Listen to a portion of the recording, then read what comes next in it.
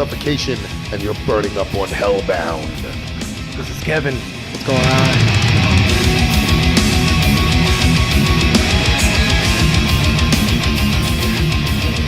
All right. This is Todd with Hellbound, and we're here in San Francisco tonight with a couple of guys from Suffocation. Honored to have Terrance and Kevin from Suffocation. How you guys doing?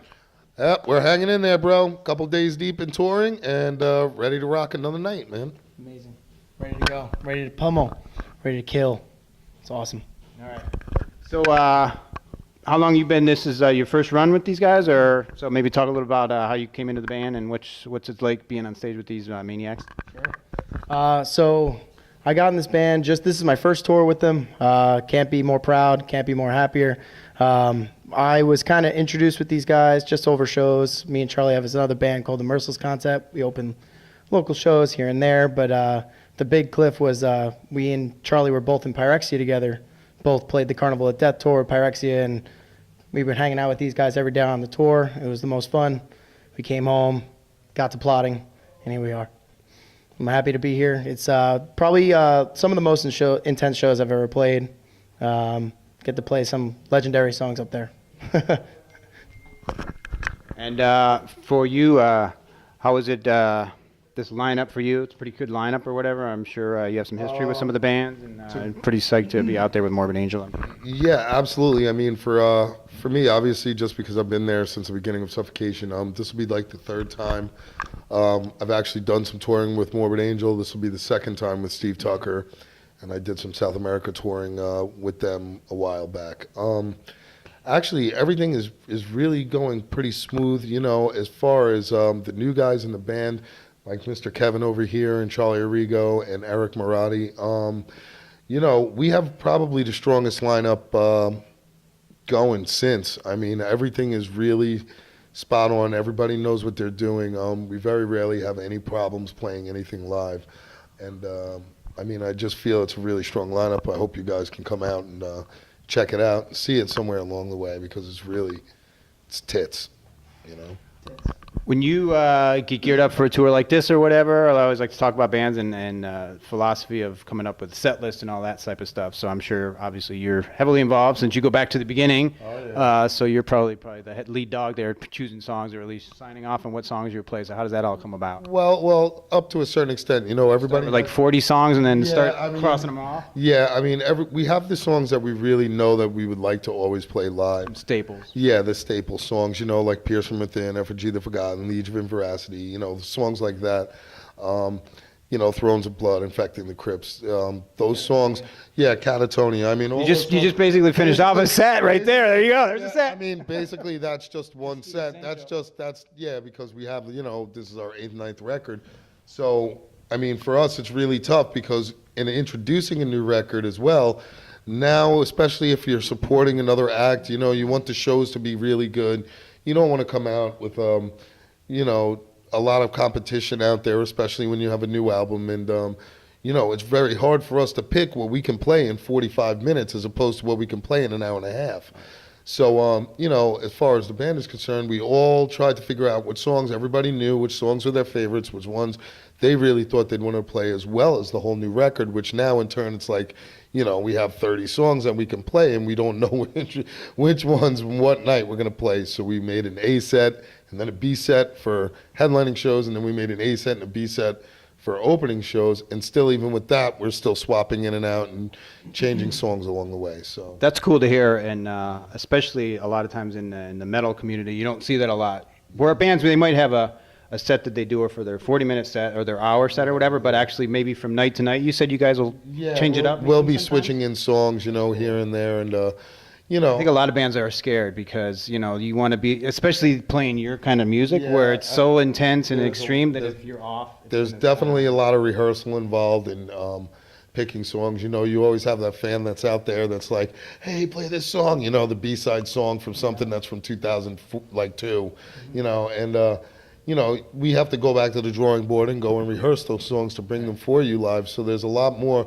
It's just like Beethoven when he had to write down all of his notes. Maybe he thought he knew every song in his head, but he probably still had to go back and read it and reference something.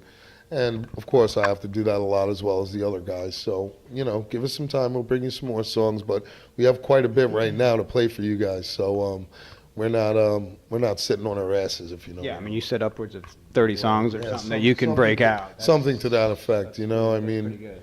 We always joke around. I feel like in the studio, there's a lot of times that like I'll be like, oh, dude, we gotta play Breeding. Oh, we gotta play this. And yeah. Hobbs is like, oh yeah, I play that song enough, but sure. Yeah, it's I like, mean, it's like it's hard, I guess, with us new guys. We want to relearn some of the stuff to make sure it sounds tight and full the way it's supposed to. Yeah. And it's just kind of, we got to get it right. We got to get it perfect. of course, Exactly.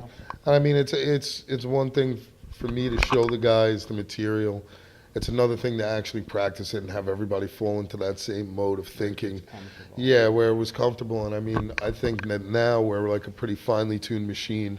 We've just done like maybe 22 shows and we still have like another, something 20 to go. 14.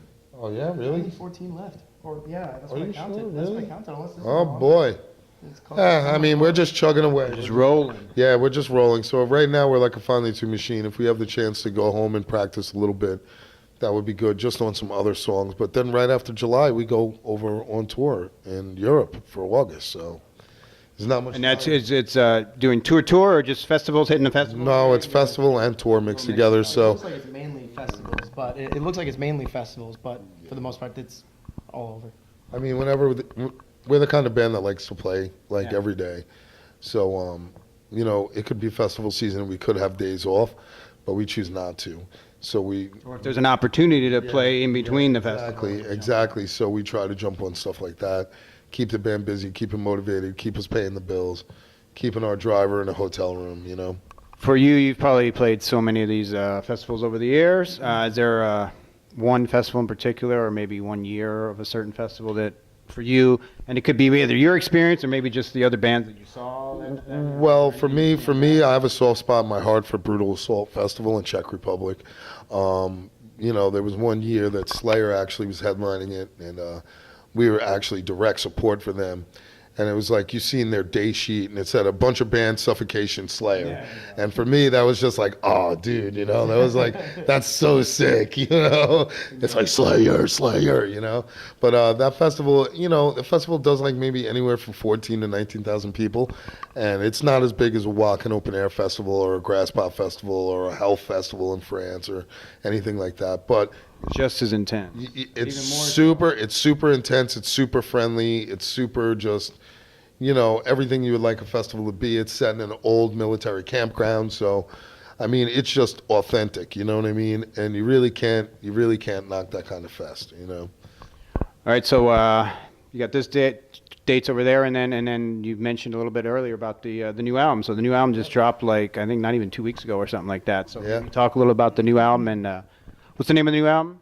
The new album is Of the Dark Light, and it was just released publicly on June 9th. So it got released while we were on tour. And it's been about, I think it was like Pinnacle was out in like 2013, so almost 4 years. Yeah, almost 4 years since it. Little gap there. I mean, as I said, we tour quite a bit. So for us, like writing music on the road really isn't the best option, although we do occasionally. But for the most part, in between touring is when we do our writing for our next record. So we had quite a bit after Pinnacle, So it took a little while to write this record. I mean, as long as the albums and your tours are coming through and you keep rolling through, it's like, why think about the next one? Let's just keep focusing on this one, right? That's right. You become adept to like just trying to write all the time and just trying to play all the time and going over your old music. Sometimes it's good to let stuff breathe and stuff like that. Yeah, exactly. Sometimes there's going to be a time where everybody has off a couple months and everybody gets to relax and really do what they want to do at home.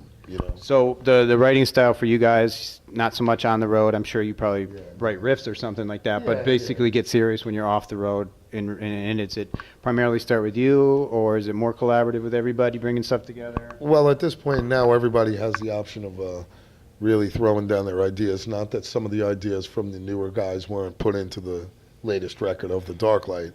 We had went into the studio, the rehearsal studio itself, like almost the whole month of November before we entered the recording studio in December, just to hash out all the writings that had happened between me and Derek and so on and so forth, make sure everybody was on the same page from the pre-productions and stuff like that. So from that point, once we had entered the studio, it was almost like, in there, people's ideas also got translated into the final product. So as opposed to writing, people had more influence on the last record, and now on this next thing that we're going to do after Of the Dark Light, it'll have more of Charlie in it and more of Kevin in it and more of Derek in it. Because, that's what we've been trying to work for the whole time. Kevin's full on then. Yeah. He's going for it, dude. Yep, we're in. I'm here.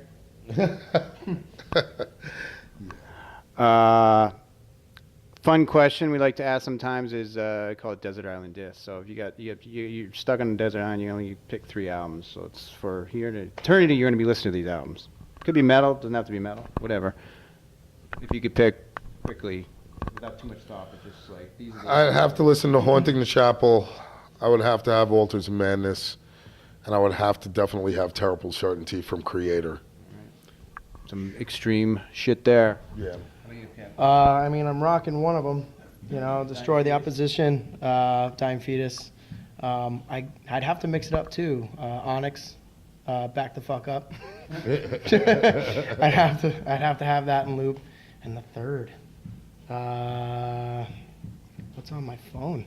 I gotta do a quick peek. The last I know. No, that's a Charlie thing. I like the great friends of mine. Let's see. Tick, tick, tick. I know. All right, I got. All right, well, I'll go back. Voracious Contempt, Internal Bleeding. Ah, that's a good one. That's a fucking good one. Yeah. They're fucking awesome. To you, going back to the early days, talk about what, back in first formation of even thinking about getting this band together or whatever. I guess probably listened to the thrash metal and then heard some Death and stuff like that. And what was one of the 2 of those bands back then that could be Venom or Possessed or something? Well, of course Venom was in there too. I mean, it was a steady progression for me, like for playing guitar and everything. So whatever had cool guitar in it, I was pretty much listening to it at the time. And what was the first song? Do you remember the first song or 2 you learned on guitar? Oh yeah, I mean it was like Smoke on the Water and it was Iron Man, you know what I mean? Those were the 2 first songs. Then from there it went to Stairway to Heaven and then on to more like Iron Maiden, Van Halen, Metallica things and so on and so forth. It just slowly progressed up. But if there was a song that I heard that kind of just made me shit myself, there was actually 2 bands that I heard on a radio station when I was a kid, when I was 16, and that was Cryptic Slaughter and it was Slayer, and it was Haunting the Chapel and it was the Convicted album from Cryptic Slaughter, and they played 2 songs, one song from Slayer and 1 song from them, and when I heard it, I was completely hooked. That was it. It was just a fucking rap. It was absolutely done. I was just like, man, I have to figure out how I'm going to play faster and get tighter and just more extreme and as extreme as it could go, you know what I mean, as far as playing was concerned. And I think everybody in my band at the time just looked at those bands and were like, wow, unbelievable.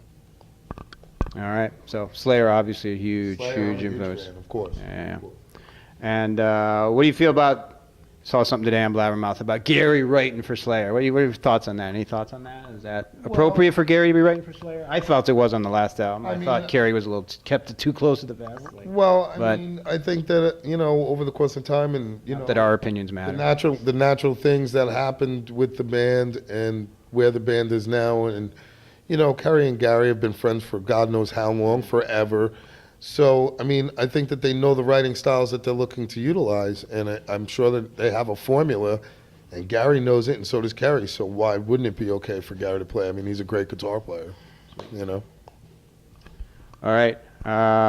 What else was I going to ask? Oh, gear. Anything you wanted to talk about gear-wise? Anything cool guitar-wise or anything you're jamming on? Or? Well, for me, I have a couple of guitar companies that I'm working with. ESP, of course, is number 1. I also have an Italian company, LMD Guitars, that's building me a custom guitar of my own design, which is really great. I'd like to say hello to Andrea. I also have a new guitar that was just custom built for me from my friend Mr. Scott Pavarnik, S&P Guitars, which you'll see me playing tonight. And I would also like to say thank you to Legator Guitars, who's working on doing something a little bit more personal for me over the next few years. I'd like to say thank you to Lace Pickups and Floyd Rose Bridges, and of course PV Amplifiers, because we love you guys. So, sweet. Yeah. Anybody for you? Any gear? The only thing I can think of is I bought a wireless mic on this tour. I bought an SM58 wireless Shure setup, man. How's it working? I'm in love with it. It's awesome. Yeah. Yeah. Now he doesn't have to worry about Oh, cables. There's been like 2 shows where I almost like dropped the thing. I was standing on the cable and I want to do one of these, and now I'm like stepping on my own thing. And so I'm waiting for it to just ricochet out and ding off the floor. But no, I'm really happy with my wireless. I can't stop. That's cool. Sweet. All right, that's all I have for you guys from Hellbound. I want to say thank you. Anything you want to add for Hellbound people out there? Everybody in Hellbound, go out to your local shows, support your underground CDs and scene. Buy your local band's merch. We all need your support. You know the music industry sucks. The bottom's out of it. The computer's wiped it out. Lars Ulrich was right. But we love to see you guys at the show anyway. So go out and support. Yeah, there's a lot of tours going on right now.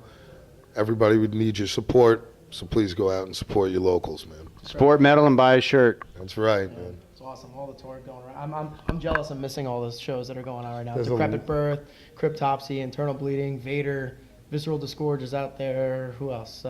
Dude, we just missed Scour. at home, Yeah, Scour. Yeah, You know, that's another one. there's so many other bands that are out there right now. Lots of shit, so go check it out local. All right, thank you guys.